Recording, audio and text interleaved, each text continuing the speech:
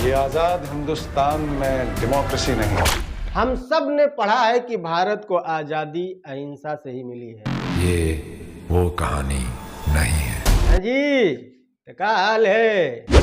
ठीक है दोस्तों, रणदीप हुड्डा की एक फिल्म का ट्रेलर आया है। फिल्म का नाम है स्वतंत्रता वीर सावरकर। ट्रेलर आज के 3 दिन पहले आया है और जब से ये ट्रेलर आया है तब से पूरे देश के लोगों को 2 हिस्सों में बांट दिया है। पहला हिस्सा जो है वो ये कह रहा है कि ये जो फिल्म है ये पूरी तरह से प्रोपेगेंडा फिल्म है। चुनाव आ गए हैं इसलिए इस तरह की फिल्में आ रही हैं किसी एक पार्टी को फायदा पहुंचाने के लिए। जबकि सावरकर कोई वीर नहीं थे, उन्होंने अपनी जान बचाने के लिए जब वो जेल में थे तो उन्होंने अंग्रेजों से माफी मांगी थी और देश के खिलाफ काम किया था। इसीलिए इस गुट के लोग इनको वीर सावरकर की बजाय माफी वीर कहते हैं। वहीं पर जो दूसरा गुट है, जो दूसरा हिस्सा है, वो ये कह रहा है कि जो सावरकर थे वो वीर थे, इसीलिए ये लोग इनको वीर सावरकर के नाम से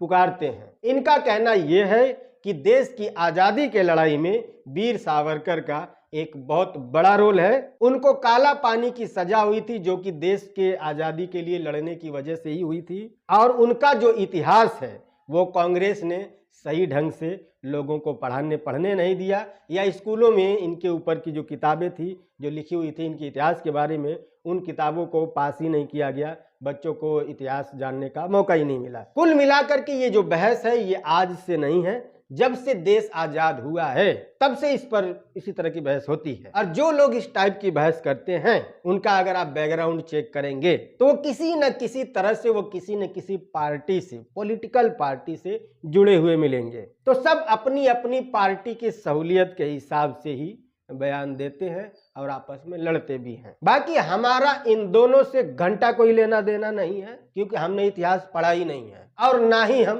पढ़ना चाहते हैं, ना ही हमको जानना चाहते हैं। तेल लेने जाओ। हम बात कर रहे हैं सिर्फ और सिर्फ फिल्म के बारे में। और मैं फिल्म जो है वो सिर्फ 3 वजहों से देखता हूं। पहला इंटरटेनमेंट, दूसरा इंटरटेनमेंट और तीसरा सिर्फ और सिर्फ इंटरटेनमेंट। हाँ, मुझे पता है कि इस डायलॉग पर विद्या बालन का कॉपीराइट है, बट उन्होंने सिर्फ डायलॉग बोला था और मैं ऐसा करता हूं। तो इंटरटेनमेंट के लिहाज से अगर इस फिल्म को देखा जाए, जिस फिल्म का नाम है जमान लड़खड़ा जा रही है, स्वतंत्रता वीर सावरकर, ये जो फिल्म का ट्रेलर है ये काफी तगड़ा है। सबसे अच्छी चीज जो इस ट्रेलर में देखने के लिए मिल रही है वो रणदीप हुड्डा का इस फिल्म के प्रति डेडिकेशन। हालांकि रणदीप हुड्डा इतने बेहतरीन कलाकार हैं कि उनकी कलाकारी का लोहा पहले भी लोग मान चुके हैं सरबजीत नाम की फिल्म की वजह से। सरबजीत फिल्म का एक फोटो आप देखते होंगे कि इंटरनेट पर हमेशा वायरल होते रहता है और वो फोटो देख करके आप अंदाजा लगा सकते हैं कि बंदा किस लेवल का एक्टर है। सिचुएशन के हिसाब से बॉडी ट्रांसफॉर्म करना तो इसके लिए भाई बच्चों का खेल है, इनके लिए बच्चों का खेल है, हमारे लिए नहीं। किसी भी फिल्म में इनका रोल आप देखेंगे तो उस फिल्म के लिए इनका डेडिकेशन साफ दिखेगा। बहुत ही बेहतरीन कलाकार हैं और वही बेहतरीन कलाकारी इस फिल्म में भी इन्होंने दिखाई है। एक यंग लड़के के किरदार से लेकर के उसके बुढ़ापे तक का रोल इसमें इन्होंने किया है और हर रोल में वो बेहद ही फिट नजर आ रहे हैं। हर रोल के लिए इन्होंने अपनी बॉडी को ट्रांसफॉर्म किया है, कभी पतला, कभी दुबला, कभी जवान, कभी बुढ़ा। ये भाई काबिले तारीफ है। इस फिल्म में जो डायलॉग्स है ना भाई साहब, वो भी एकदम कड़क है। पहला तो वो कि मैं ऐसे लोगों को ढूंढ रहा हूं जो जिंदा अंग्रेजों का कलेजा फाड़ के खा जाए। दूसरा डायलॉग बहुत ज्यादा इंप्रेसिव जो लगा वो ये कि ऊपर वाले ने एक ही जिंदगी दी थी, जज साहब ने 2 दे दी। इस ट्रेलर के लास्ट में एक पॉलिटिकल डायलॉग भी है कि कांग्रेस के किसी मेंबर को काला पानी की सजा क्यों नहीं हुई। मैं इस डायलॉग को भी इंटरटेनमेंट पर्पस में ही लूंगा। बाकी जिनको अपनी पॉलिटिकल दृष्टि दौड़ा करके लड़ाई झगड़े कर रहे हैं वो करें, हमें उससे कोई लेना देना नहीं है। तो ये डायलॉग भी बढ़िया है। उसके अलावा इसमें एक डायलॉग और भी है कि आजादी की लड़ाई में हिंदू मुसलमान